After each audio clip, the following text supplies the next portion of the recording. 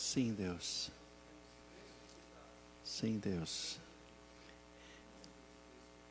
Amém. Amém. Eu quero aqui mandar uma saudação especial, para o Tiago e a Débora. A Débora me falou que o Tiago assiste os cultos, que são transmitidos online. Então, um abraço para a Débora e o Tiago lá na Austrália, nesse instante. Deus abençoe. Também todos que nos acompanham através da internet, nós também transmitimos a nossa saudação. Amém? Experiências de vida que moldam o caráter. Isso que eu quero compartilhar com vocês esta noite. Toda a Escritura é divinamente inspirada. Amém? Eu creio nessa verdade. Você crê nisso? Amém. Crê mesmo? Amém. Então, por favor, não fique selecionando o texto bíblico. Esse serve, esse não serve, esse serve. Isso é para mim, isso não é para mim. Isso aqui é para o Antigo Testamento, isso é para o Novo Testamento. Isso é, isso não é. Pare de fazer isso. Se você crê que toda a Escritura é divinamente inspirada, toda ela é proveitosa para a sua vida e para mim. Amém? Você crê assim? Continua crendo? Depois do que eu falei aqui agora? Sem selecionar texto bíblico? Toda ela é útil para você? Então aqui pega no seu calinho, no seu dodói, é Escritura inspirada também. Isso foi o Pedro que falou, foi o Paulo que falou. Foi sim, mas inspirado pelo Espírito Santo. E essa Escritura tem um diferencial, ela recebeu o sopro divino. Assim como o primeiro homem recebeu o sopro. A Escritura recebeu o sopro divino também. Por isso é um livro diferente. Por isso a Escritura é diferente. Creio em toda a Bíblia como palavra de Deus. Toda ela precisa fazer parte do meu viver diário. E se toda a Bíblia é inspirada, toda a Bíblia tem ensinamentos preciosos para o meu viver. Toda ela tem ensinamentos preciosos para o meu viver. Toda ela trabalha o tempo todo para transformar o meu caráter. Qual o propósito das Escrituras? Qual é o propósito das Escrituras? O apóstolo São Paulo, escrevendo a Timóteo, vai nos dizer qual é o propósito das Escrituras. Em primeiro lugar, Paulo vai dizer que ela é útil para o ensino. O que é ensino? Ensino é transmitir conhecimento. Ensinar alguém é transmitir conhecimento sobre alguma coisa para alguma pessoa. É instruir, é indicar, é de maneira precisa apontar o caminho para alguém, orientar alguém. Ensinar vem do latim insignare, que significa indicar, designar, marcar com um sinal. Em grego, sinal é caráter. Portanto, ensinar é formar o caráter. Quando nós somos ensinados, nós estamos sendo formados. O nosso caráter está sendo trabalhado. Então, o propósito das Escrituras é que ela é útil para o ensino, nos ensinar. Esse é o primeiro propósito dela. Segundo lugar, Paulo diz que a Escritura é útil para repreensão, para repreender. Repreender é censurar, reprovar. As Escrituras são o prumo, a régua que irá medir se estamos retos ou não, se estamos andando em retidão ou não. Ela, se não estivermos andando em retidão, ela irá nos repreender, nos censurar, nos reprovar. Então, toda a Escritura é útil para repreender, para dizer, você está errado, você está fora da linha, você está fora do caminho, você não está andando em retidão. O que mais? Toda a Escritura é útil para correção. Correção é o ato, o efeito de corrigir. É a modificação levada a efeito numa obra para melhorá-la. É quando você quer melhorar alguma coisa, você modifica para melhorar. Ela é correção, serve para isso, para nos melhorar. Mas, pastor, repreensão e correção não são a mesma coisa? Não, não são. A repreensão nos reprova onde falhamos. A repreensão mostra onde falhamos. A repreensão diz, você está errado. E a correção? A correção nos coloca no caminho certo, nos coloca no rumo. A repreensão é para dizer, ei, você está errado. E agora o que eu faço? Aí entra a correção. A correção vai nos colocar no caminho certo. Nos corrige e nos coloca no rumo, no prumo certo. Então, a Escritura é útil para correção. O que mais? Paulo diz que toda escritura divinamente inspirada é útil para a educação na justiça. O que é educar? Educar é oferecer a alguém o necessário para que essa pessoa consiga desenvolver plenamente a sua personalidade. Do latim educare, que significa literalmente conduzir para fora ou direcionar para fora.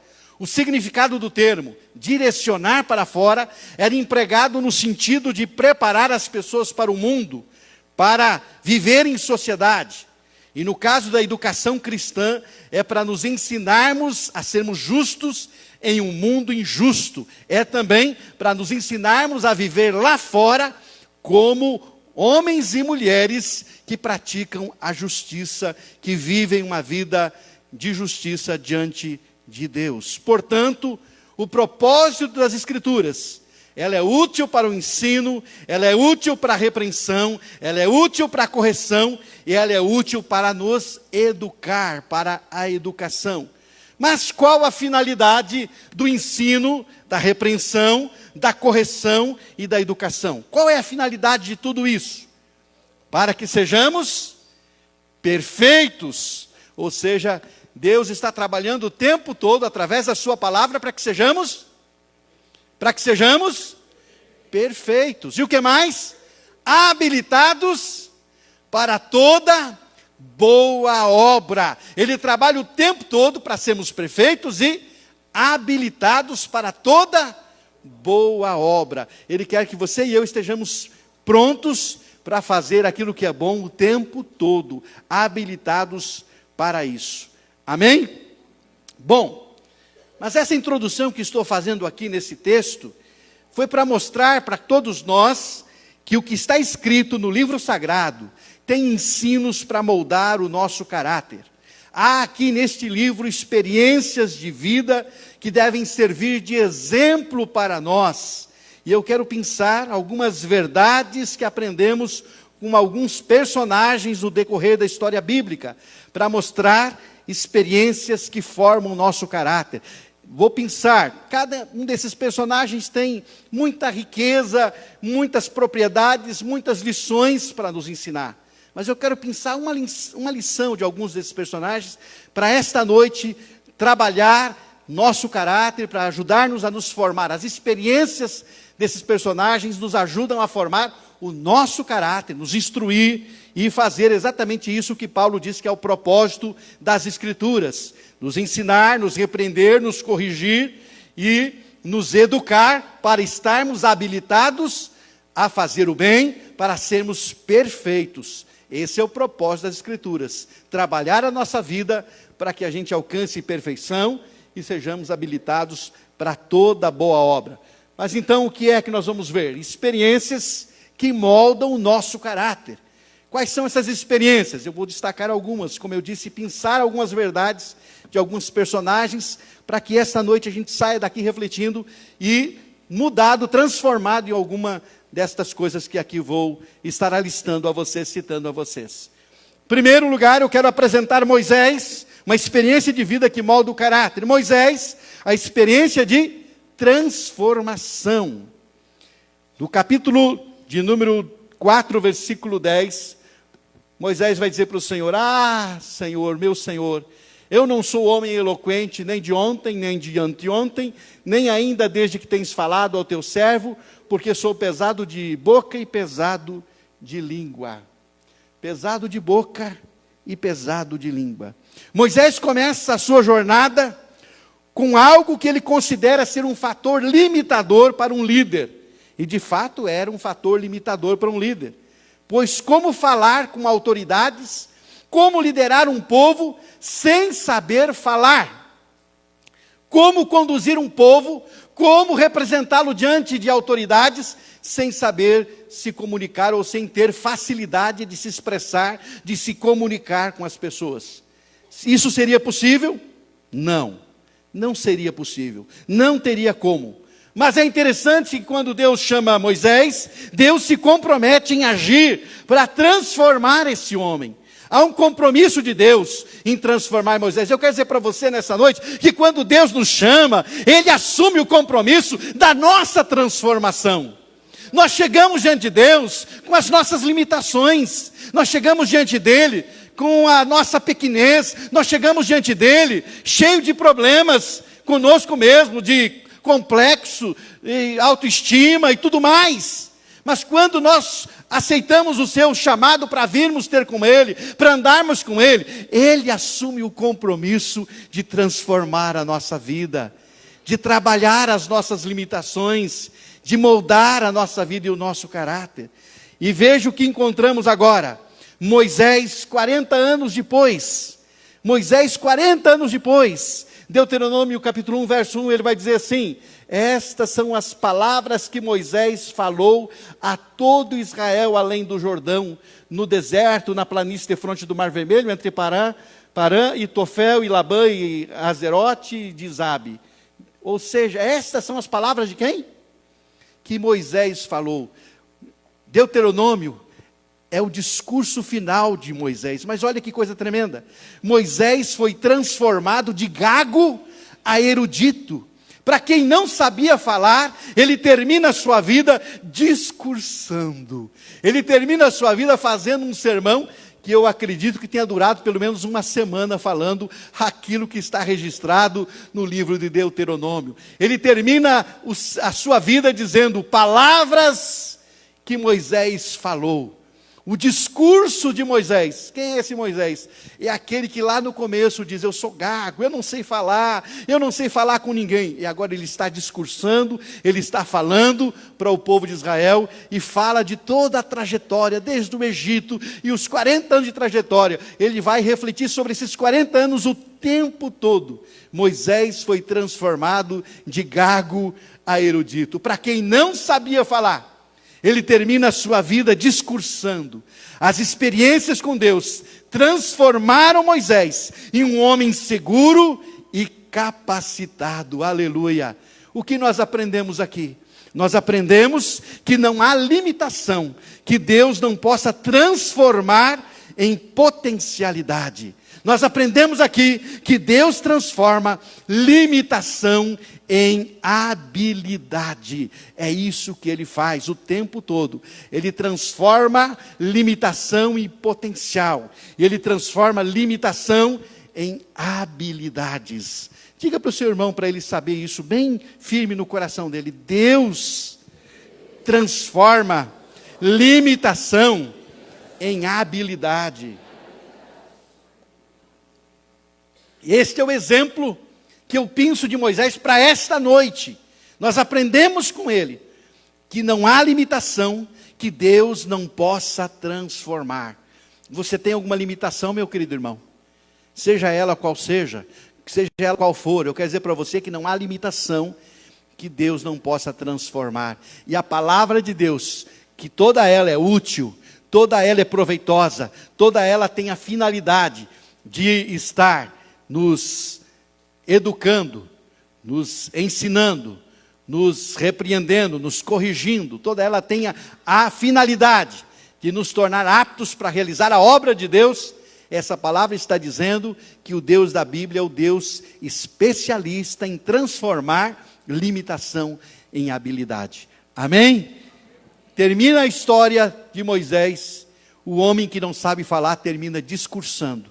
O homem que tem medo de falar termina falando até demais, para mostrar para nós que no decorrer da sua história, Deus foi trabalhando Moisés, e ele cresceu, e as experiências com Deus o transformaram em um homem seguro e capacitado. Amém? Uma outra experiência que molda o nosso caráter. Josué, muita opinião atrapalha. Eu quero pensar esta verdade para nós esta noite aqui. Josué 2:1, Josué filho de Num enviou secretamente de Sitim 2 homens a espiar, dizendo: ide reconhecer a terra e a Jericó. Foram, pois, e entraram na casa de uma mulher prostituta, cujo nome era Raabe, e dormiram ali. O que eu quero dizer com isso? Você já deve ter ouvido a expressão que Né? Gato escaldado tem medo de água fria. Gato escaldado tem medo de água fria. Ou seja, quem já levou água quente nas costas, quando você joga uma água fria, já fica se preparando para água quente. Essa é a verdade. E é interessante, meus queridos irmãos, que na primeira expedição para espiar a terra, Moisés enviou quantos espias? 12 espias. Qual foi o resultado disso? 10 deles voltaram fazendo o quê? Difamando a terra. Difamaram a terra. Apenas 2, Josué e Caleb, falaram das possibilidades de conquistarem a terra de Canaã. A palavra dos 10 espias medrosos resultou em 40 anos de peregrinação no deserto. 10 homens medrosos influenciaram de tal maneira um povo, que esse povo ficou 40 anos rodando a esmo no deserto. Quando atravessa o Jordão, Josué não quer repetir o mesmo erro. Então o que ele faz? Ele envia apenas 2 espias. Ele disse, 2 é mais seguro. 2 voltaram dizendo coisa boa. 2, eu tenho certeza que é mais fácil de estarem trabalhando juntos para verem as possibilidades de Deus. E o resultado é o esperado. Embora correndo risco de vida, aqueles 2 homens voltaram com notícias animadoras. Eles não voltaram com medo das grandes muralhas de Jericó. Eles voltaram animados, com o mapa da cidade, com o mapa da terra, da região, dizendo, podemos fazer. Então Josué disse, olha, funcionou. O que eu quero dizer com isso, meus queridos irmãos? O que aprendemos aqui é que é melhor contarmos com poucas pessoas de fé para nos ajudar, do que com um grande número de incrédulos. É melhor contar sempre com um pouquinho de gente, mas de fé, de coragem, do que com um monte de gente incrédula, que não serve para nada, a não ser para desanimar a nossa fé e nos desestimular. É isso que acontece. O texto de Provérbios diz que na multidão de conselheiros é mais difícil errar. Mas nesse caso, é um caso específico em que nós aprendemos também que gente incrédula não serve. Não adianta ter um monte de gente incrédula dando opinião e palpite. É melhor serem poucos, mas cheios de fé, do que serem muitos e serem incrédulos. Ou seja, os incrédulos atrapalham as conquistas. E é interessante que Jesus adotou o método de Josué, enviando os seus discípulos de 2 em 2 na missão que ele havia designado a ele, ou a missão dos 70. Ou seja, muita opinião atrapalha. O que eu quero que você aprenda é a questão de que Deus nos forma o nosso caráter, está trabalhando na nossa vida para que a gente aprenda. Aprenda com os detalhes, com aquilo que a Bíblia nos apresenta. Josué aprendeu uma coisa: muita gente é muita confusão. Então é melhor trabalhar com equipe pequena, de 2 pessoas. E ele selecionou 2 pessoas de fé, que foram e voltaram trazendo os resultados, acreditando que conquistariam aquela terra onde eles haviam pisado. É melhor contarmos com poucas pessoas de fé, do que com um grande número de incrédulos. Amém? Diga para o seu irmão, é melhor poucos de fé, do que muitos incrédulos. Amém? Guarda isso no seu coração. Um terceiro exemplo, que vai trabalhar para formar nosso caráter, experiências que nos moldam, que nos transformam, é o exemplo de Ruth. Ruth, o custo da decisão de servir a Deus. Nós vamos ler no livro de Ruth, capítulo 1, versículo 16, essa mulher que é transformada, que é impactada pelo testemunho certamente de Noemi. Ela disse, porém, Ruth, não me instes para que te abandone e deixe de seguir-te, porque aonde quer que tu fores, irei eu, e onde quer que pousares, ali pousarei eu. O teu povo é o meu povo, o teu Deus é o meu Deus. Olha só, servir a Deus tem um custo. É preciso abrir mão da velha vida, é preciso mudança de valores, é preciso mudança de rumo. E Ruth fez tudo isso, abriu mão do seu povo, abriu mão da sua família, abriu mão da sua velha vida envolvida com a idolatria e assumiu o compromisso com Deus. Abriu mão da sua família para pertencer à família de Deus. E ela nos ensina, nós que queremos aprender, nós que queremos ser moldados com as experiências que estão na palavra de Deus, ela nos ensina que servir a Deus sempre terá um alto custo. É preciso abrir mão de vontades, é preciso abrir mão de manias, é preciso estar disposto a fazer parte do povo de Deus, assumindo Deus como seu Deus pessoal.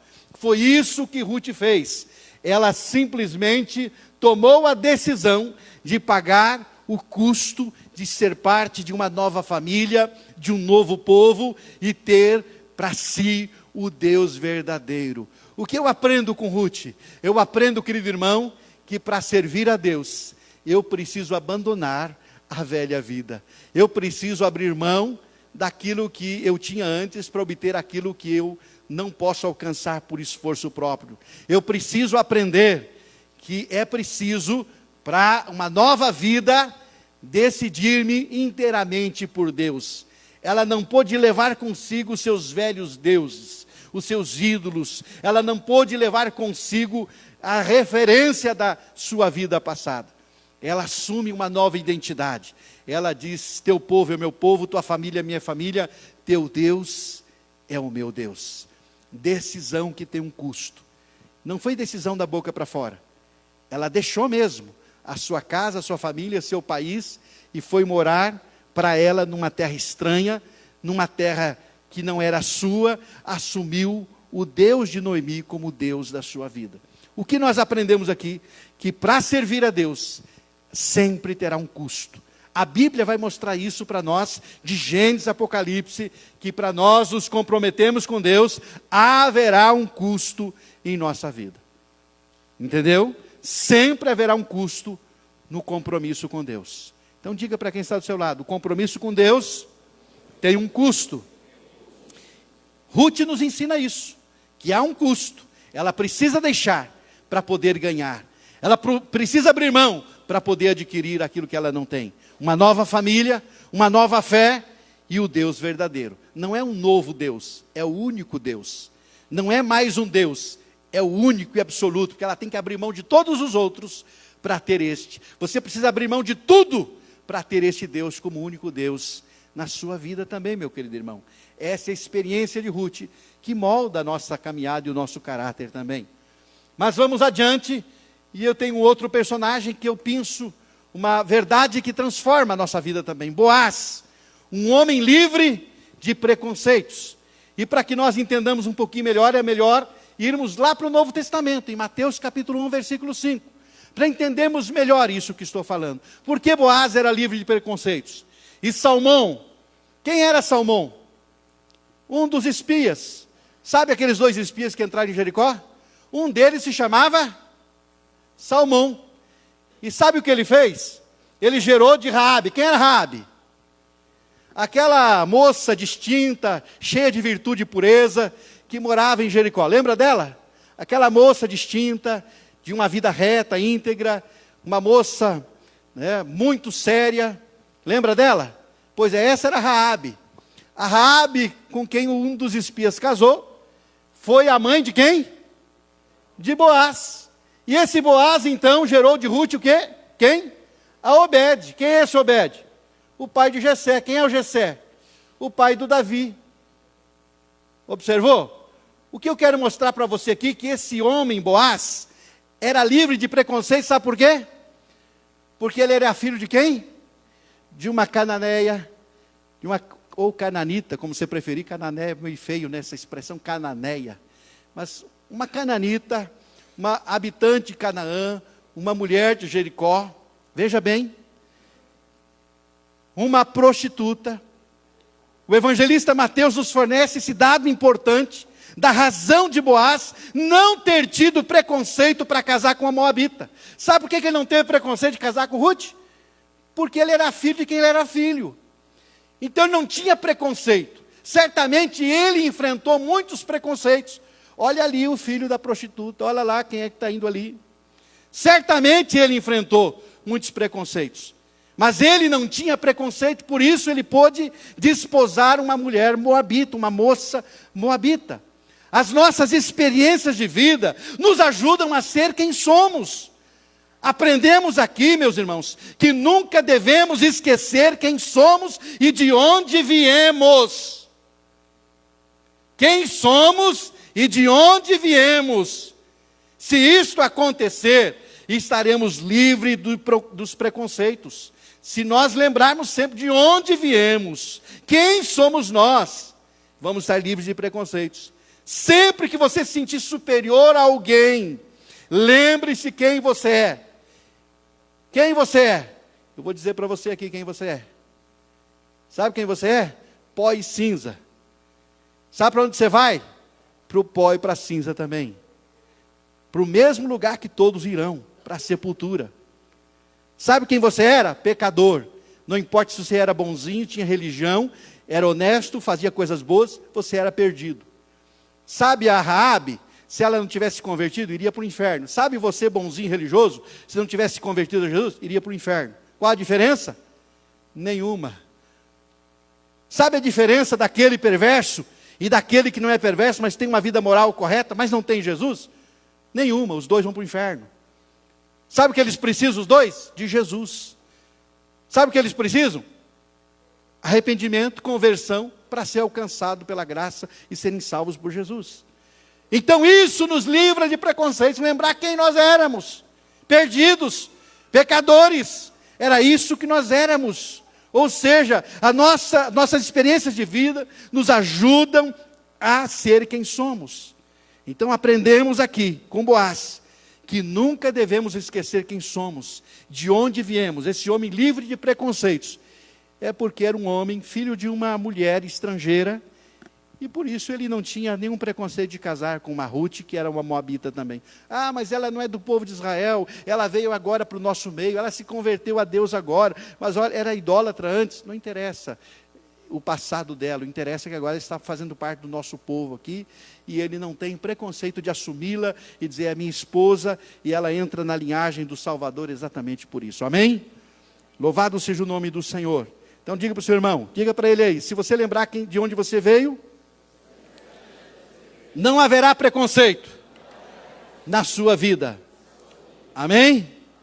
Mas um outro exemplo que eu quero pensar do texto bíblico para nós esta noite, não é o exemplo de Davi. Dentre tantas lições que cada um desses personagens nos fornece, eu poderia ficar aqui meses falando só de um deles, mas eu quero dizer para você que nessa noite eu penso da história de Davi, essa verdade, consultar a Deus é imprescindível para não errar. Consultar a Deus é imprescindível para não errar. Em 1 Crônicas 15, 12 e 13 diz o texto, e disse-lhes, vós sois os chefes dos pais entre os levitas, santificai-vos, vós e vossos irmãos, para que façais subir a arca do Senhor Deus de Israel ao lugar que lhe tenho preparado. Porquanto vós não a levastes na primeira vez, o Senhor nosso Deus fez rotura em nós, porque não buscamos segundo a ordenança. Veja bem, em 1 Crônicas capítulo 13, Davi intentou trazer a arca do Senhor da casa de Abinadab para Jerusalém. Mas ele intentou trazer num carro de bois, que era a proposta dos filisteus. Os filisteus podem fazer, porque não é povo de Deus. Mas o povo de Deus tinha regras, tinha orientações, tinha toda a prescrição de como deveria transportar a arca. O que aconteceu? Ao carregar a arca num carro de bois, método inadequado para transportar a arca, o que resultou? Na morte de um homem chamado Uzá. E aí estragou com a festa do Davi. Era tudo festa, era tudo alegria, trazer a arca para Jerusalém. Ficou na casa de Abinadab 20 anos. Vamos trazer, que alegria, que festa. No meio do caminho, o Uzá morre porque estende a mão à arca. E aí? A arca foi conduzida para a casa de Obed-edom, onde ficou por 3 meses. Mas Davi ficou matutando, não, eu preciso trazer a arca, e agora o que eu faço? Davi desistiu de trazer a arca para Jerusalém? Não. Mas o que ele fez? O que ele não tinha feito antes. O que ele não tinha feito antes? O que ele não tinha feito anteriormente? Ele não tinha consultado ao Senhor. Por não ter consultado ao Senhor, deu no que deu. Então agora o que ele faz? Consulta ao Senhor. E ele descobre a maneira certa de fazê-lo. Então o que eu aprendo aqui e trago para vocês esta noite, queridos? Que mesmo que nossas intenções sejam boas, precisamos aprender a fazer sempre do jeito de Deus. E para saber o jeito de Deus, temos que consultar a sua palavra. Não basta querer fazer coisas boas para Deus. É preciso fazer do jeito de Deus. E para fazer do jeito de Deus, eu tenho que consultar a sua palavra. Amém? É preciso consultar a palavra. É imprescindível. Não tem como você não errar. Não tem como. Se você não consulta a palavra de Deus, você vai errar. Agora, não tem como errar se você consultar a palavra do Senhor. Na segunda vez, a experiência funcionou, porque ele fez como dizia a palavra do Senhor, e aí foi tudo festa, tudo alegria. Mas por quê? Porque ele resolveu consultar a palavra e ver o que Deus dizia a respeito do transporte daquela arca. Consultar a Deus é sempre imprescindível para não errar. Você não quer errar? Consulte a Deus então. Essa experiência molda o nosso caráter, dizendo assim, olha, você quer fazer as coisas para Deus? Que coisa boa, Deus se agrada. Mas não esqueça, faça do jeito dele. Eu não posso fazer do meu jeito, pastor? Não, tem que ser do jeito dele. Eu não posso usar carro de boi? Não, tem que ser do jeito dele. Eu não posso inventar uma modinha? Não, tem que ser do jeito dele. Mas é bom, vai ficar bonito para Deus. Não, é do jeito dele. Mas vai ficar mais legal, mais moderno, mais contemporâneo. Não, é do jeito dele. Mas do jeito dele é meio atrasado, carregar nas costas. Não, é do jeito dele. Se você não quer errar, tem que ser do jeito de Deus. Então consulte ao Senhor. E Ele vai sempre dizer qual é o jeito certo de fazer as coisas. Amém? A orientação correta. Diga para o seu irmão, se você não quer errar, consulta a Deus. Amém? Vamos dar um pulinho no Novo Testamento para 2 exemplos que moldam, com as suas experiências moldam o nosso caráter e a nossa vida também. Barnabé. Todos precisam de uma segunda chance. Todos precisam de uma segunda chance. Aprendo isso com Barnabé. E Barnabé aconselhava que tomassem consigo a João chamado Marcos. Mas a Paulo parecia razoável que não tomassem consigo aquele que desde a Panfilha se tinha apartado deles e não os acompanhou naquela obra. E tal contenda houve entre eles que se apartaram um do outro. Barnabé, levando consigo a Marcos, navegou para Chipre. Atos 15, 37 a 39. Veja bem, Barnabé era um homem que via o que ninguém mais via. Ele conseguia enxergar nas pessoas coisas boas. Ele conseguia enxergar nas pessoas o que ninguém mais via. Ele tinha uma visão profunda das pessoas. Esse é um homem que me impressiona. Sempre que eu leio a respeito de Barnabé, eu fico impressionado. Porque ele consegue enxergar o que ninguém mais enxerga. Às vezes você só está vendo coisa ruim no camarada. Nossa, não tem mais jeito, isso não dá. Já deu o que tinha que dar. Mas chega um Barnabé e diz, não, eu estou vendo que ainda dá. O camarada precisa de uma nova chance. Ele precisa ser recuperado. E quem era esse que precisava ser recuperado ministerialmente? Era um homem chamado João Marcos. Um rapaz chamado João Marcos, que havia falhado. Mas Barnabé via em João Marcos algo que ninguém via. Nem Paulo, o super Paulo, o apóstolo Paulo, nem ele conseguia enxergar em João Marcos alguma coisa que realmente pudesse dar a ele uma segunda chance. Mas Barnabé é o homem da segunda chance. É o homem que dá uma chance novamente para alguém. Ele se indispôs com Paulo por causa de João Marcos. De tal forma que a equipe missionária que teve tanto êxito na primeira viagem missionária, teve que ser dissolvida. Tá bom, Paulo, então vamos dissolver a viagem. Mas você vai brigar comigo por causa do João Marcos? Você vai me deixar por causa do João Marcos? Vou te deixar por causa do João Marcos. Mas não é possível. Vou te deixar por causa do João Marcos. Você não quer levar o João Marcos? Então vá para um canto que eu vou para o outro então. Vou levar o João Marcos comigo. Pronto, eu vou dar uma nova chance para esse homem. Se separou. Mas a nossa viagem, a primeira que fizemos foi tão exitosa. Deu tanto resultado, Barnabé. Agora, por causa desse menino, você vai me deixar. Vá para um canto que eu vou para o outro, meu filho. porque eu vou agora investir no João Marcos, eu sei que ele precisa de uma chance. Barnabé insistia com as pessoas, ele acreditava nelas. Como é importante não desistirmos das pessoas, mesmo quando elas falham. Quando agimos assim, estamos plantando misericórdia. E quem planta misericórdia, colhe misericórdia, aleluia. Se você plantar misericórdia, você vai colher misericórdia. Por isso vale a pena plantar misericórdia. Vale a pena ser misericordioso, irmão. Vale a pena insistir. Vale a pena em fazer de novo. Todos precisam de uma nova chance.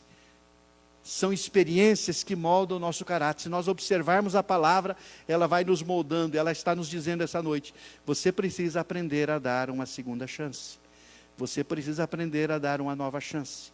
Se você quer ser um homem ou mulher de Deus, aprenda a dar uma nova chance. Diga para o seu irmão: aprenda a dar uma nova chance.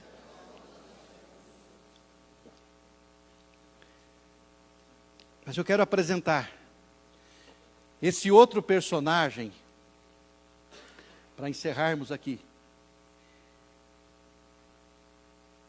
que também, com suas experiências, molda o nosso caráter. Paulo, a grandeza da humildade. 2 Timóteo 4,11. Ele está preso, velhinho, prestes a morrer, está com a cabeça já ali na guilhotina. Só Lucas está comigo. Toma Marcos e traze-o contigo, porque me é muito útil para o ministério. O que é isso, irmão? O que é isso? O tempo passou. Paulo está velho, está na prisão, está em seus momentos finais. Mas o que ele faz? Ele pede a presença de quem? De quem? Do Marcos. Por que ele pede a presença do Marcos? Porque me é muito útil para o ministério.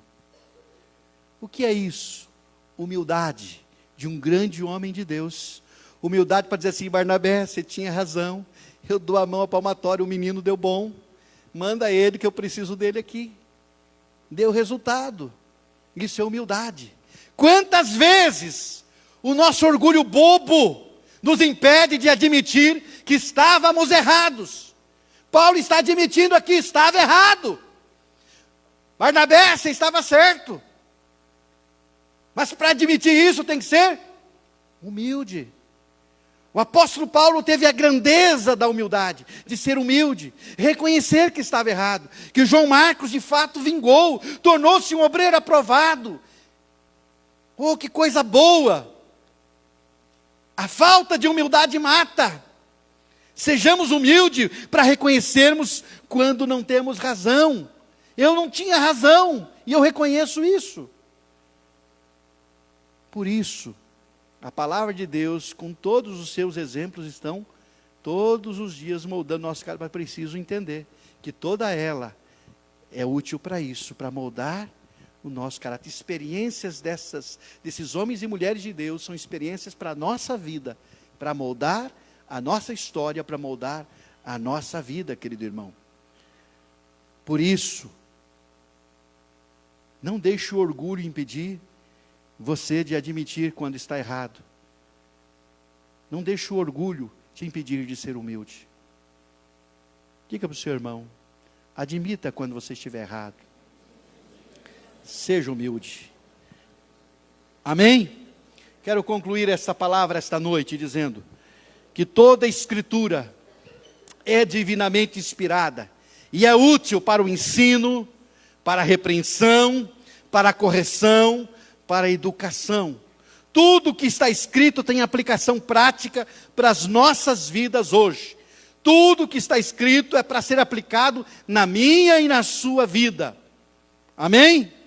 Tudo que está escrito é para ser aplicado de forma prática em nossa vida. Por isso, hoje, eu pensei algumas verdades que aprendemos com personagens bíblicos. Experiências que moldam o caráter, nos habilitam a vivermos a vida cristã. E o que nós aprendemos aqui esta noite? Aprendemos que Deus é especialista em transformação. Assim como Ele fez com Moisés, Ele pode fazer conosco também. O que nós aprendemos aqui com essa palavra que molda a nossa vida? Aprendemos que não devemos ouvir a opinião de muitos, e sim a opinião de gente comprometida e cheia de fé. Josué aprendeu com sua própria experiência que menos às vezes é mais. Ele aprendeu com sua própria experiência que às vezes menos é mais. Precisamos aprender a servir a Cristo e entender que servir a Cristo sempre exigirá um firme posicionamento da nossa parte. Há um custo, sim, e Ruth se dispôs a pagá-lo com firmeza, com determinação. Aprendemos que precisamos lembrar de onde viemos e qual o fim de todos nós. Boaz não teve preconceitos porque ele tinha uma história onde certamente sofreu preconceitos. Aprendemos que consultar a Deus sempre é imprescindível, mesmo que o que você vai fazer seja para Deus. Davi aprendeu que não basta querer fazer as coisas para Deus. É preciso fazer do jeito de Deus. Nós aprendemos que todos precisam de uma nova chance. Façamos como Barnabé. Não desistamos de quem já falhou, de quem já uma vez errou conosco. E aprendemos que é preciso que sejamos humildes para reconhecer quando estamos errados. Ao pedir por Marcos, Paulo está reconhecendo que Barnabé tinha razão.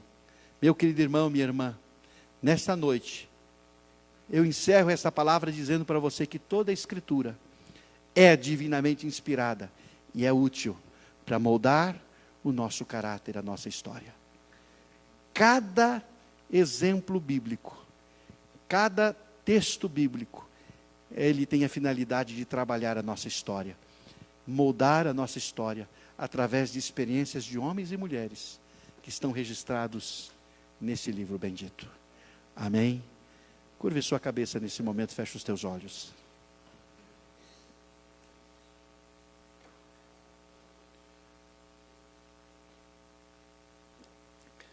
Precioso e Santo Espírito, Tua palavra foi ministrada e mais uma vez nos expomos ao Teu agir para que ela agora faça parte do nosso ser, se torne parte inerente de nós mesmos. Ajuda-nos e, Senhor, aquilo com o qual nos identificamos esta noite, que saiamos daqui dispostos a deixar que a forma do Teu Espírito, ó Deus, molde a nossa vida, trabalhe a nossa história. Queremos cada dia crescermos em direção à perfeição. Queremos cada dia, Pai, estarmos habilitados pelo Teu Espírito a toda boa obra. Não queremos fazer o que não Te agrada, queremos fazer tão somente aquilo que Te agrada. Ajuda-nos, em nome de Jesus. Continue orando. Eu quero nesse momento orar com aqueles que queiram aplicar a palavra de Deus à sua vida. Você ouviu a palavra de Deus, quem sabe você se identificou com algum destes personagens que aqui citei esta noite. Quem sabe você precisa de transformação. Alguma limitação sua precisa ser transformada em habilidade. E Deus pode fazer isso. Eu te convido a colocar sua vida diante dele no altar do Senhor, se você desejar esta noite. Quem sabe você é aquele que ouve a opinião de muitos, mas de muitos incrédulos. Ouça a opinião dos poucos de fé que te cercam, que te acompanham. É melhor ouvir a opinião dos que têm fé do que dos incrédulos. Os incrédulos sempre serão a maioria. Quem sabe nessa noite você precisa dizer: Senhor, eu preciso aprender a fechar os ouvidos para aqueles que não veem com fé. Quem sabe você precisa abrir mão de alguma coisa na sua vida para poder viver o que Deus tem para você. Você precisa se desapegar, pagar o custo de uma vida transformada. Pode fazê-lo.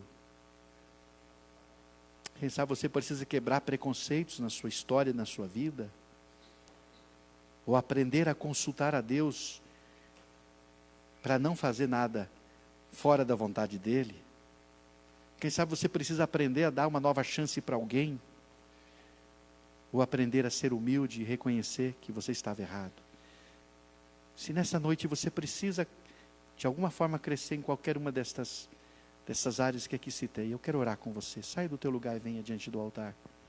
Eu quero orar com você nesta noite, para que a palavra de Deus continue trabalhando, transformando a sua vida, dia após dia.